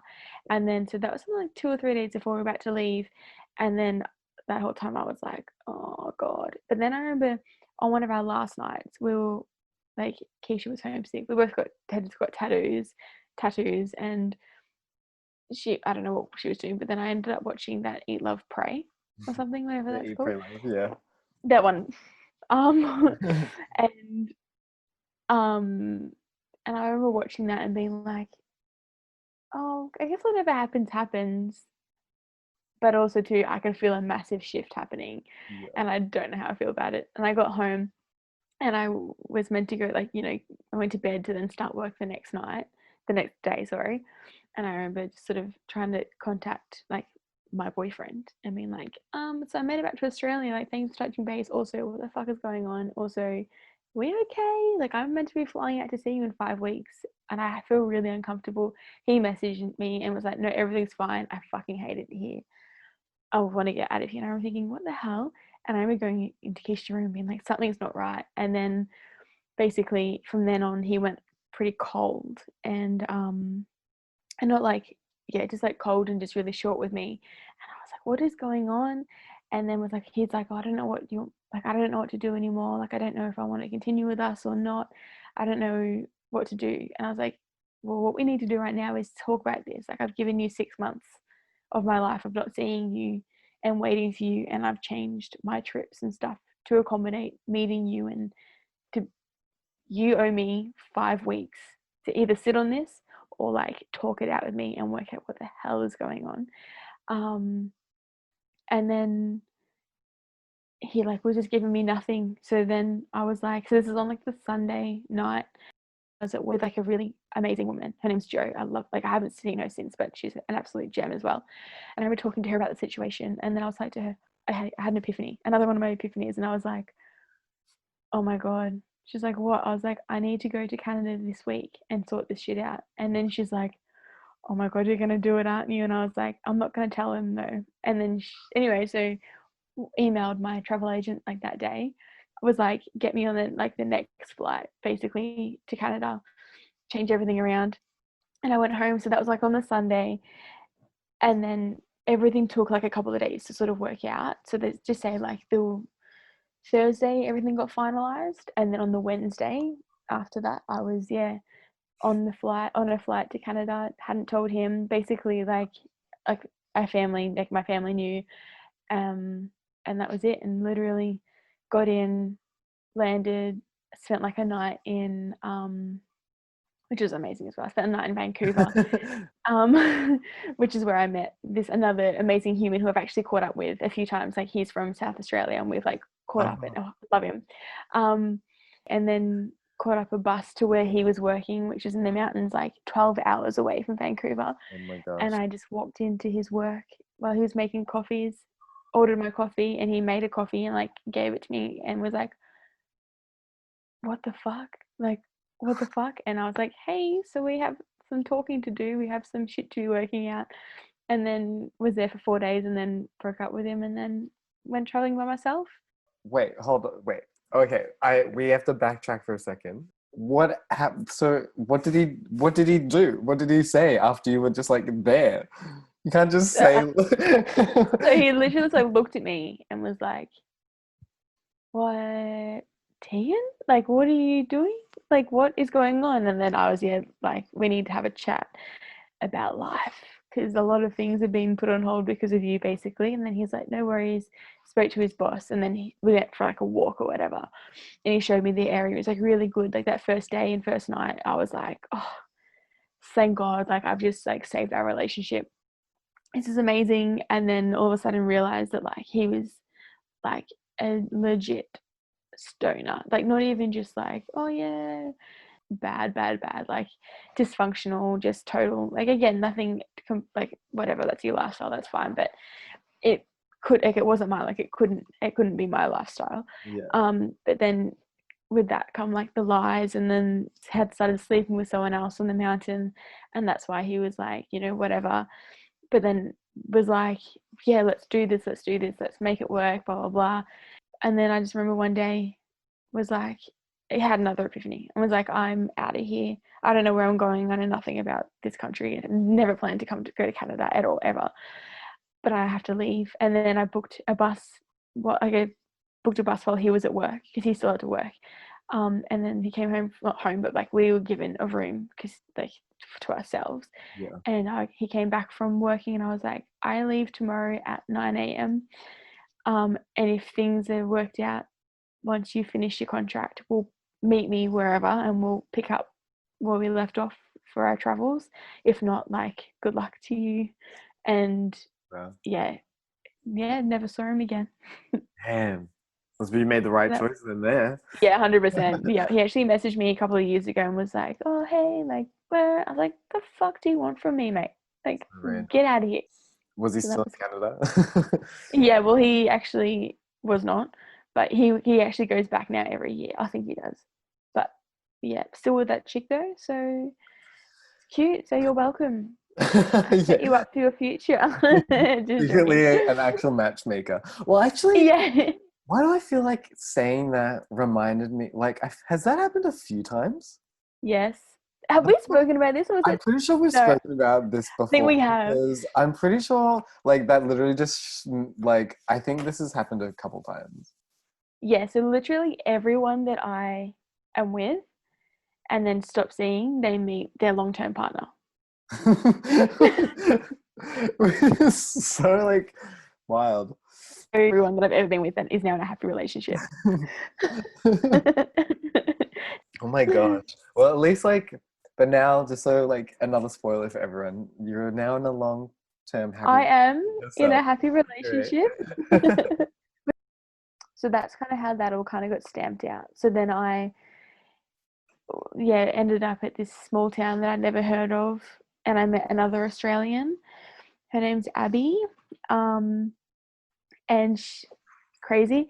So she was like, when I first met her, I was like, oh, whereabouts in, because she's like, I'm from Victoria. I was like, whereabouts in Vic are you from? And she's like, oh, you probably wouldn't know it. It's a small town called Colac.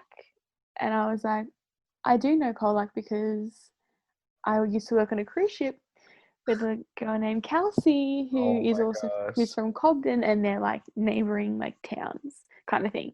Or like not neighboring, but they're like, you know, basically whatever, they're close. They're nearby. Which is so weird because I met Kelsey in Italy and I met Abby in Canada. It's so crazy. And then so the way that I met her was that I was at a cafe, speaking of these like spider senses, I was at a cafe just writing in my journal because I was heavy on journaling back then. And this Sorry, chick do you walked still in. have all your journals? Yeah, sure do. Continue. And this chick walked into the cafe, and I remember looking at her and I was like, I heard this little voice in my head, probably just my imagination, being like, you need to go speak to her. And I was like to this chick, hey, have you just arrived? And she's like, yeah, how do you know? I was like, oh, I've been here a couple of days. Do you want to hang out? And she's like, Okay. You can tell, like, if it was me, I'd be like, no, fuck off, bitch, get away from me. um, but she's like, yeah, okay. She's like, well, give me your, like, I think I gave her my Facebook or whatever. And then a few days messaged me. Her name was Emma. And so a few days later, she messaged me and was like, hey, I'm going to go to the hot springs tomorrow. Did you want to come? Just like by myself, but if you want to come, like, that's awesome. So then I was like, yeah, cool, no worries. I was like to her, look, don't wait for me. I'll get up early and I'll hike up this mountain to the hot springs, and then I'll see you at the top. So I did that, and then when I got there, she had this other chick with her who I had never seen before either, and her name was Abby. So that was like Abby, who I'm Oh my now gosh. friends with. And so the weirdest thing happened that she was having breakfast that morning, and then Abby came and sat down next to her and was like, hey, don't really know you, but I'm going to this hot springs with this chick that I also don't know. If you want to come, I'm leaving in like 5 minutes though. So if you want to come, you should come. If not, don't worry about it. And then Abby's like, oh mate, I've just sat down for breakfast. Like, no, not really. Sorry. And then so Emma's like, no worries. So Emma went back up to her room. And then 5 minutes later, Abby was like, oh, maybe I should go. And so she got up and actually chased Emma down and was like, you know what, I will come. And then so the three of us who had never met before, we were all in these hot springs and overlooking like the Rockies. It was amazing. And then I was like, oh, I'm thinking of going on a bit of like trying to, go to the next town tomorrow for the day. I've heard there's some nice wineries and stuff, and I want to do like a bit of shopping and just get some supplies. And then Emma's like, nah, I'm not keen. But Abby's like, yeah, I'll come. And then when I was like there for that day with her, so I said to Abby, I'm going on a bit of a road trip in about a week with this guy that I'm staying with. I don't really know, but if you want to come, you should come because I don't really know him and it'd be cool. So then she came on this road trip, and then we were on the road trip. I was like, oh, I'll have my flights to Hawaii if you want to come. And she's like, oh, yeah, all right, I'll come. And then we went to Hawaii, then we went to Vegas. And then we were in Vegas. She went back to Canada, and then I went to Colorado for a month and stayed with Oh my the gosh. people that I met on the cruise ship. Oh my gosh. Yeah, and then I didn't want to go home because I had worked on trying to get a visa. Oh, actually, not pause it, like rewind for a second.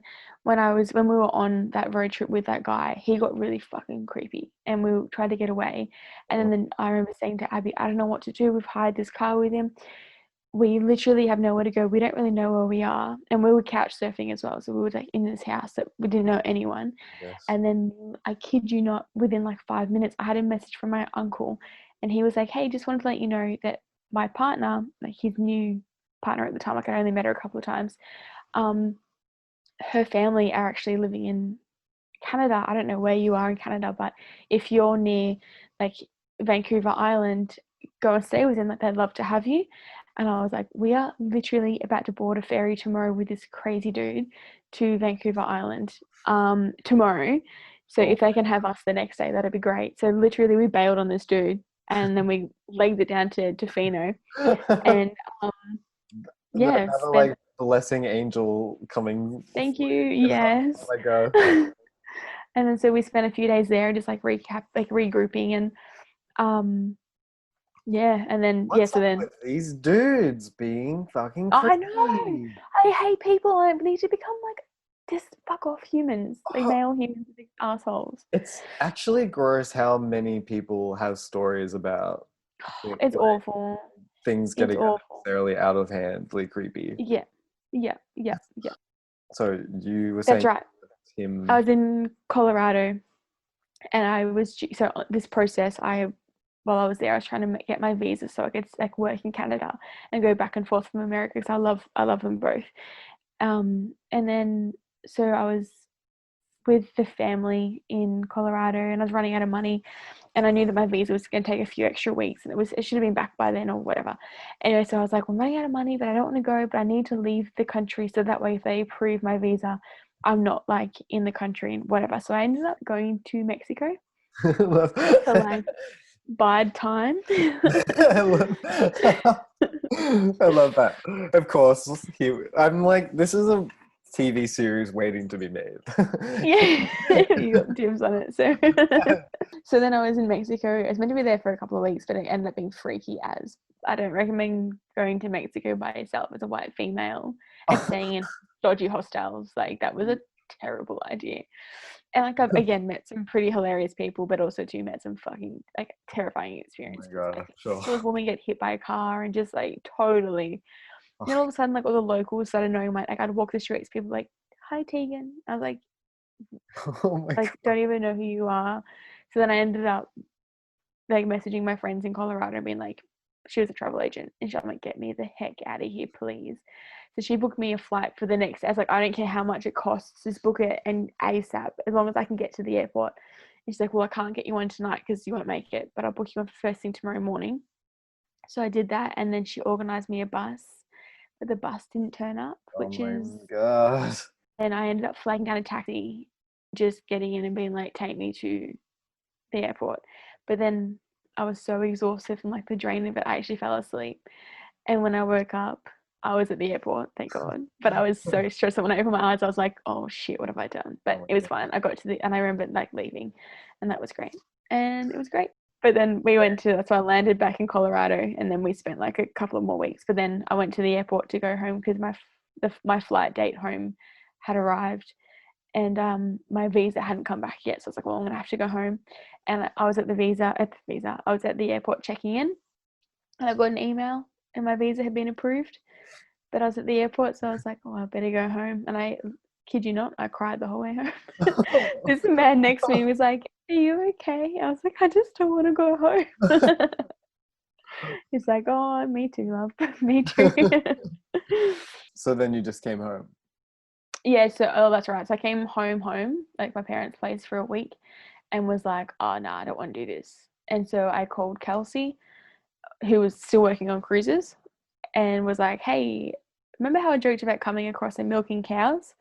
I might give that a go." That's right, because Abby who lives, the one that I met in Canada and traveled with, she actually was working on a dairy as well, which is so weird to people that, and so Yeah. she, like one night, she's like, "I bet, you wouldn't last 6 months working on a farm, like, classic hairdresser, you bloody, blah, blah, blah." And then I was like, called her, messaged her, and I was like, "I take you up on that bet. I'm going to go and stay with one of the girls' families and learn to milk cows and work on a dairy," and then did that for 5 years. Oh my gosh. And yeah, everything changed again. I love that this is where you are now. Like, I want to take us back to 2013, and I would never have said you would be where you are today. You know what I mean? Crazy. Because, and like this has been like, what a roller coaster. You are welcome. Sleep well. So that was probably, that's the closing of like that chapter. And then I guess, definitely is like the opening of this new one that has also been wild in itself. But I am more than happy to do a part 2 if this is like too much info. No, I actually would love to do a part 2. I've loved this. I've loved hearing your stories, and like, I mean, obviously they're not all great ones, but like we were saying before, like, I'm glad you're able to be comfortable to share that stuff. Like, No, thank you for creating a safe space and all of your listeners. always no judgment here, unless you're an idiot and make bad Unless it's choices, like, unless it's called for. Yeah, exactly, unless it's called for. Well, yes, we might end it there. So thank you so much, Teaghan, for being on the podcast with me and sharing your story and everything. I know we kind of touched on, you were saying you make your own businessy stuff now. So do you want to like plug that? Yeah, absolutely. So I make grazing platters and boards, and I cut them, design them, and I put little oceans on them all. And I'm fairly I'm fairly prominent on Instagram and Facebook. And I have a website too, if you can check it out if you like, which is alldasawillowandseed.com. But yeah, I'll put the perfect. link in the thingy anyway, so Perfect. everyone can check it out regardless if they want to. You just have to check it out now. Yep. Thanks, guys. Also, I'm like 4 followers off 5,000, so Yes. Oh my that's a god. lot. Yeah. Congratulations. That's so Thanks. good. Oh my gosh. Yes, but we will talk about that on the next one because I'm definitely just gonna have you back. Yeah, sounds good. Yeah. Yay. Awesome. Thank Well, you. thank you very much. You're the best. Thank you guys for listening, and we shall see you next time, I suppose. Yes? No, not see you here. Yes. Doesn't Yeah. matter. Anyways, thank you. We will see you next time. Yes. Bye, guys. Let's just... Bye. Damn, I told you it was a wild ride. Thank you, Teaghan, so much for sharing your story with me and being on the podcast. It was amazing. Thank you guys for listening. I hope you enjoyed it. If you did enjoy it, make sure you give us a like or follow us on SoundCloud, Spotify, iTunes, YouTube, wherever you're listening to this. Follow us on Instagram, everything at The Selfishly Podcast. Check the description and stuff below. Check out Teaghan's stuff. It's amazing. Follow her on Instagram. I definitely do want to do a part 2 because we didn't even scratch the surface of the original stuff that I wanted to talk to Teaghan about, which is really funny because we were recording for so long. But yes, thank you all again for listening. There'll be another new episode next week. And have a great day. Bye.